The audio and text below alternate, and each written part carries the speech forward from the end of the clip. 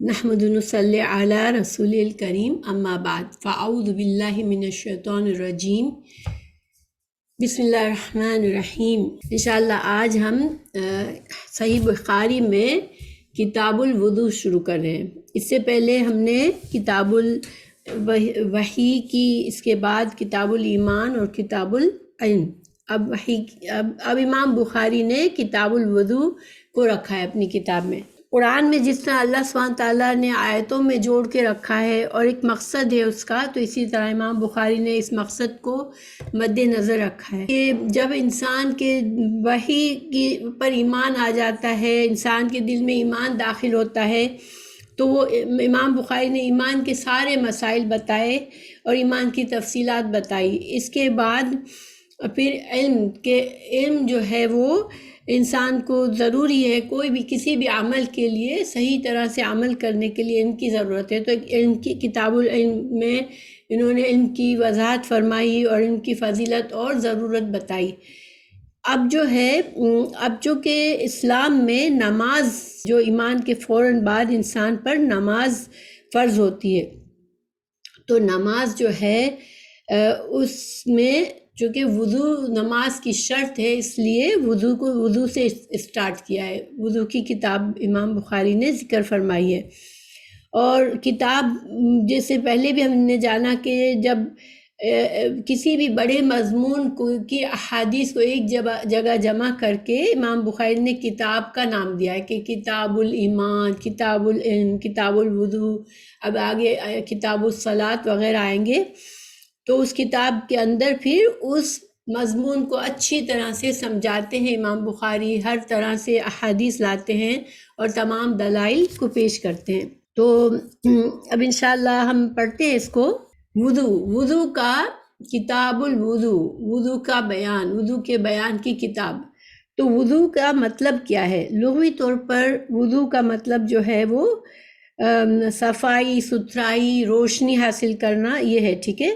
شریعت کی اصلاح میں وضو جو وہ طریقہ مقررہ کے ساتھ صفائی حاصل کرنا جو اللہ سبحانہ تعالیٰ نے ہمیں قرآن اور حدیث میں ہمیں بتایا گیا ہے، پاکی حاصل کرنے کے لیے اس طریقے سے انسان کو اپنے ہاتھوں پیروں کو دھونا اور صفائی حاصل کرنا۔ وضو جو ہے وہ بہت اہم ایک عبادت ہے، وضو بھی ایک عبادت ہے اور یہ نماز کے لیے شرط ہے۔ نماز جو ہے بغیر وضو کے صحیح نہیں ہوتی۔ وضو کے بہت سے فضائل بھی ہیں، یہاں پر میں صرف ایک ابھی بتاؤں گی کیونکہ ابھی وضو کے بارے میں ہم دوسری احادیث پڑھیں گے تو ہمیں دوسری باتیں انشاءاللہ پتہ چلیں گی۔ تو وضو کی ایک بڑی فضیلت ہمیں پتہ چلتی ہے کہ قیامت کے دن انسان مسلمانوں کے اعضاء جو ہوں گے وہ وضو کی وجہ سے نور حاصل ہوگا ان کو اور وہ روشن ہوں گے ان کے اعضاء، اور رسول اللہ صلی اللہ علیہ وسلم حوض کوثر پر اپنے امت کو اس طرح سے پہچانیں گے، اس وضو کے آثار سے پہچانیں گے اور وہ حوض کوثر پر اپنے امت کو بلائیں گے۔ تو یہ فضیلت ہمیں پتہ چلتی ہے وضو کی۔ اچھا، وضو کا جو لفظ ہے وہ واو پر ضمہ کے ساتھ بولا جاتا ہے۔ اگر وضو کہتے ہیں کہ میں وضو جو ہے وہ اصل میں وضو کا عمل نہیں ہے، ٹھیک ہے۔ وضو کا مطلب ہوتا ہے وہ پانی جس کے لیے وضو کیا جاتا ہے، وہ پانی جس سے وضو کیا جاتا ہے اس کو وضو کہا جاتا ہے۔ اسی طرح وضو واو کے زیر سے وضو جو ہوتا ہے وہ برتن جس میں وضو کا پانی رکھا جاتا ہے۔ وداعت سے، وضو جو ہے لفظ وداعت سے بنا ہے اور جس کے معنی حسن اور نظافت۔ تو نماز پڑھنے والا وضو کے ذریعے نظافت حاصل کرتا ہے اور صاحب حسن ہو جاتا ہے۔ اور یہ جو وضو کا عمل ہے اسلام میں، وہ یہ اسلام کی خصوصیات میں سے ہے کہ ہمیں عبادت کے لیے وضو کرنے کا حکم دیا گیا ہے۔ تو یہ ایک اسلام کے فضیلت، اسلام کی خصوصیات میں سے مانا جاتا ہے یہ۔ تو امام بخاری کتاب الوضو میں وضو کے احکامات بیان کرنے والی احادیث لائے ہیں، پھر وضو کی شرائط کی لائے ہیں، صفت، مقدمات اور وضو کے متعلق جو بھی مسائل ہیں وہ اس میں ذکر کریں گے۔ اب ہم پہلا باب پڑھتے ہیں اس کا۔ بسم اللہ الرحمن الرحیم۔ باب ما جاء فی وضوء، وقول اللہ عز وجل، باب اس کے بارے میں کہ جو اللہ سبحانہ تعالیٰ نے وضو کے بارے میں آیت نازل فرمائی، اذا قمتم الى الصلاة فاغسلوا وجوہکم وایدیکم الى المرافق وامسحوا برؤوسکم وارجلکم الى الکعبین۔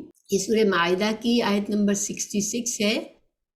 اس کا ترجمہ ہے، جب تم نماز کے لیے کھڑے ہو تو اپنے منہ دھو اور اپنے ہاتھ کوہنیوں تک اور اپنے سروں پر مسح کرو اور اپنے پاؤں ٹخنوں تک دھو۔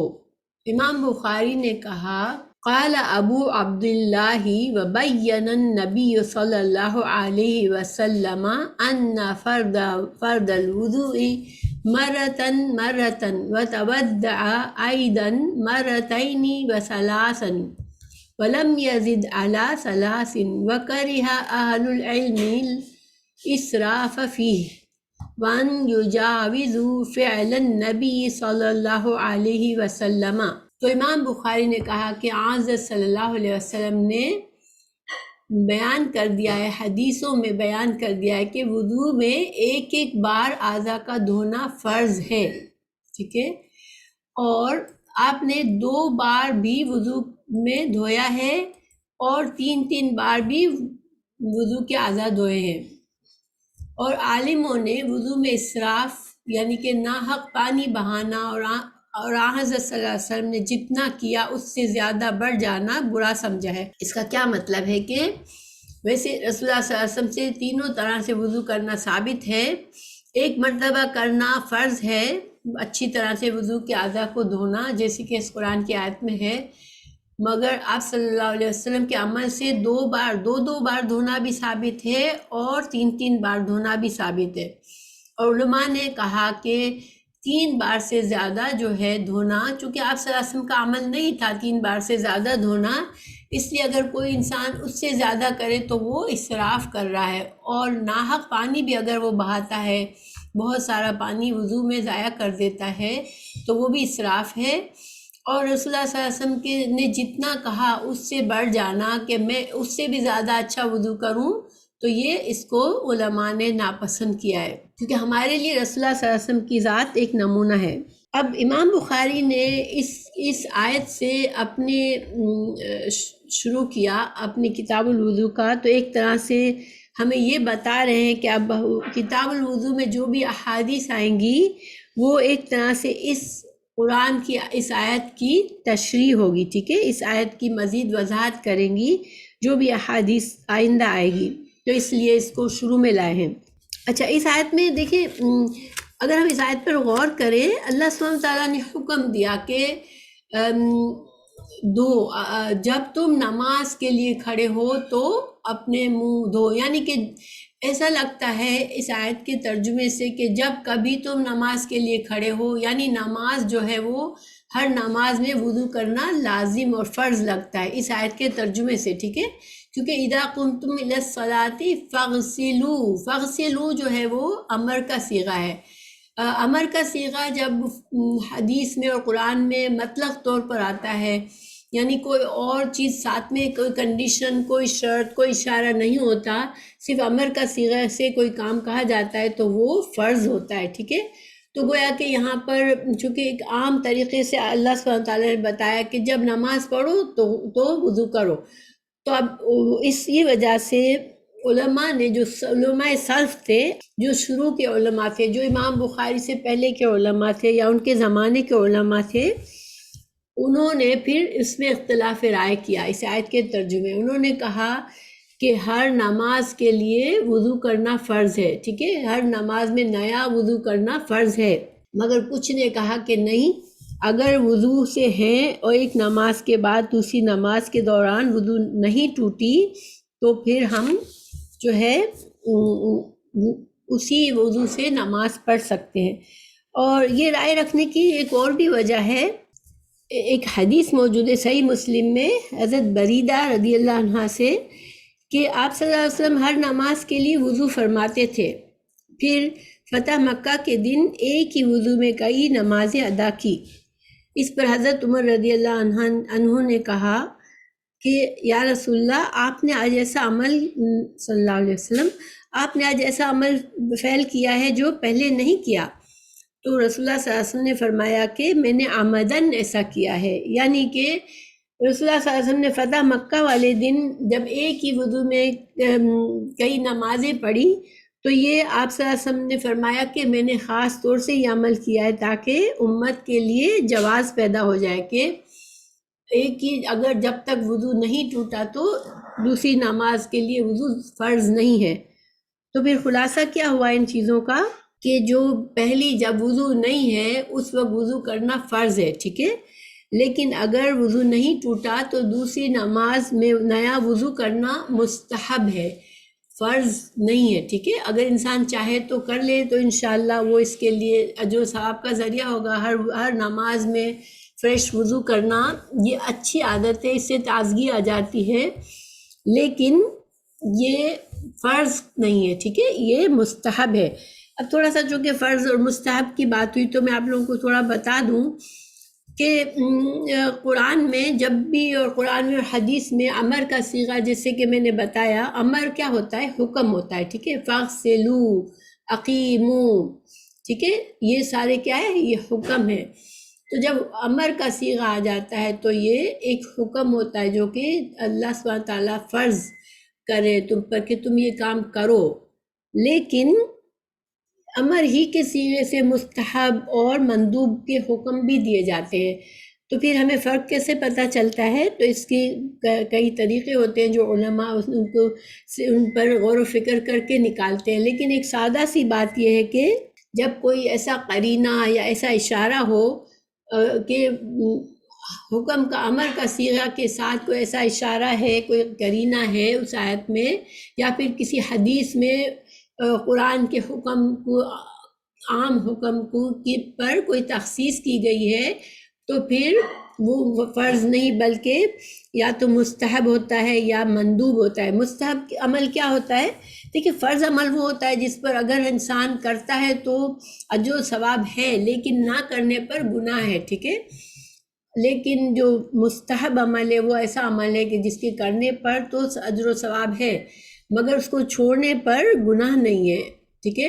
اور اسی طرح مندوب کون سا عمل ہوتا ہے؟ جو جائز عمل ہوتا ہے، یعنی کرو نہ کرو کوئی بات نہیں، یعنی کہ اس کام وہ حرام کام نہیں ہے، وہ جائز کام ہے، لیکن انسان بندے کے اوپر ہے کہ اس کو کرنا ہے تو کرے، نہیں کرنا تو نہ کرے. اس میں اجر و ثواب سے متعلق نہیں ہے یہ. تو یہ ایک کیونکہ اب ہم اعمال کی باتیں کریں گے تو ہمیں شاید بہت سے دفعہ ہم سمجھیں گے کہ یہ حکم فرض ہے، یہ حکم جو ہے وہ مستحب ہے.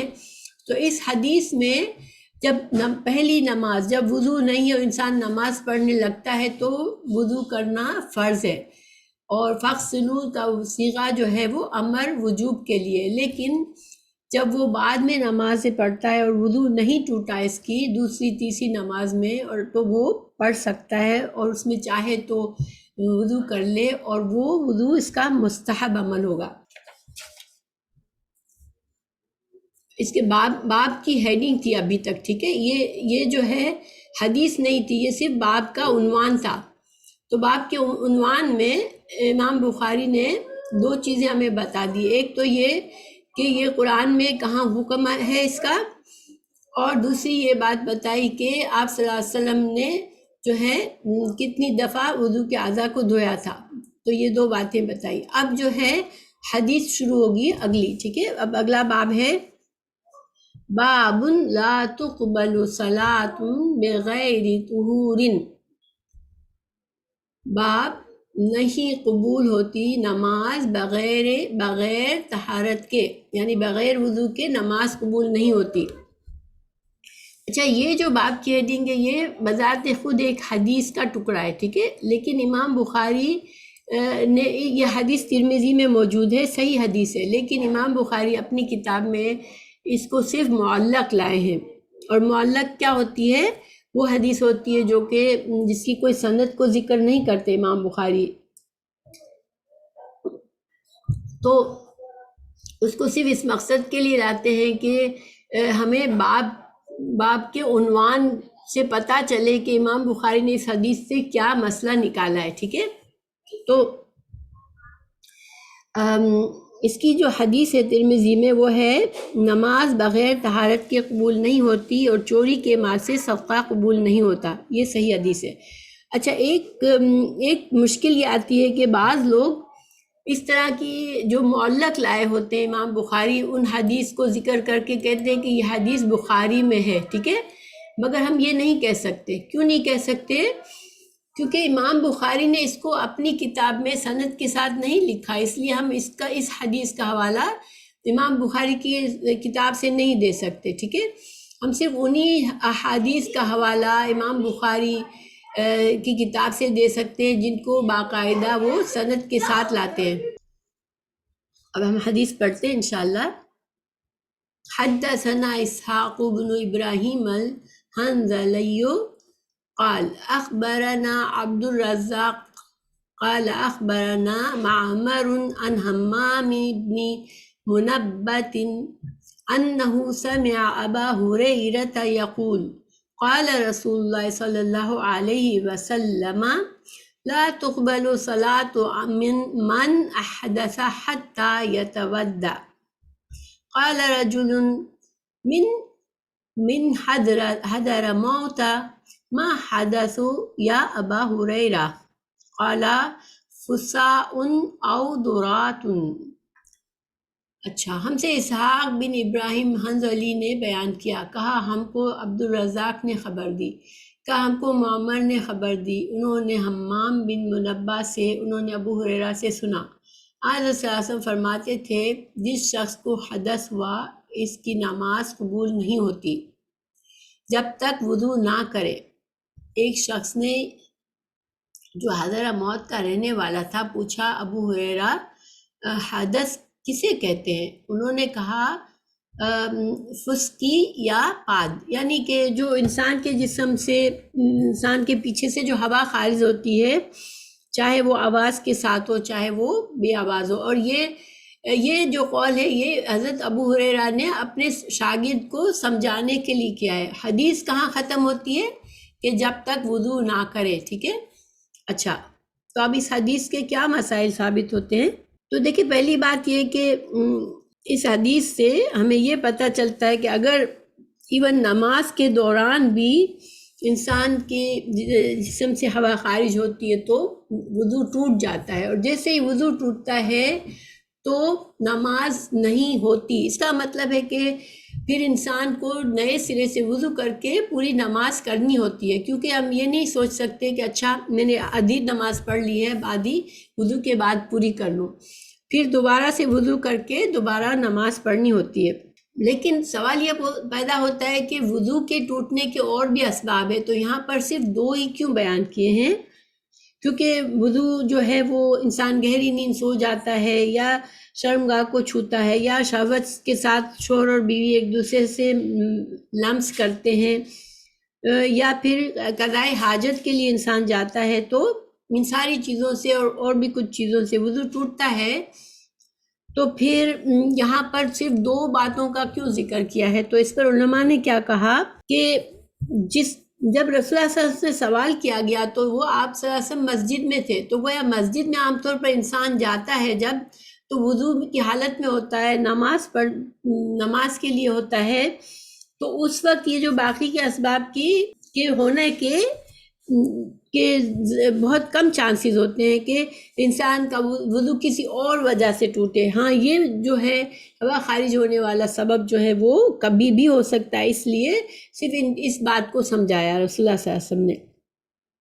اور کچھ نے کہا کہ جس نے سوال کیا اس کو باقی چیزوں کا پتہ تھا، صرف اس چیز کے لیے اس وجہ سے صرف اتنا ہی بتایا۔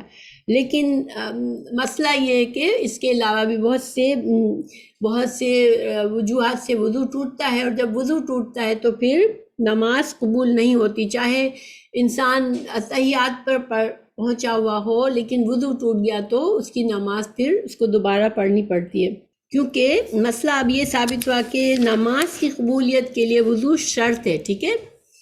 اگر شرط نہیں پوری ہوتی تو نماز پوری نہیں ہوتی، یہ مسئلہ ہمیں ثابت ہوا۔ تو انشاءاللہ یہ آج کا سبق ہے۔ تو خلاصہ ایک بار صرف کر لیتے ہیں اس کا کہ امام بخاری نے اپنی کتاب وضو کو جو ہے وہ اعمال میں سب سے پہلے رکھا، کیونکہ نماز کے لیے وضو شرط ہوتی ہے، اور نماز جو ہے وہ ایمان لانے کے بعد سب سے اہم اور سب سے پہلا فرض ہوتا ہے، ٹھیک ہے۔ اور پھر جو ہے اللہ سبحانہ تعالیٰ نے اس آیت کو سورہ مائدہ کی آیت کو پیش کیا اپنے باب کے سٹارٹ میں، کہ یہ بتانے کے لیے کہ اب وضو کے سارے مسائل اس آیت کی تشریح کے مطابق ہوں گے آئندہ۔ اور پھر ہمیں یہ پتہ چلا کہ وضو جو ہے وہ ایک بار وضو کے اعضاء کو دھونا ہوتا ہے، یا 2 بار یا 3 بار کر سکتے، اس سے زیادہ کرنا جو ہے وہ مکروہ ہے۔ پھر ہمیں یہ پتہ چلا کہ وضو جو ہے وہ نماز کے لیے شرط ہے۔ اگر نماز کے دوران وضو ٹوٹ جائے، کوئی ایسی بات ہوا خارج ہو جائے، تو پھر انسان کو دوبارہ وضو کر کے نماز پڑھنی ہوتی ہے۔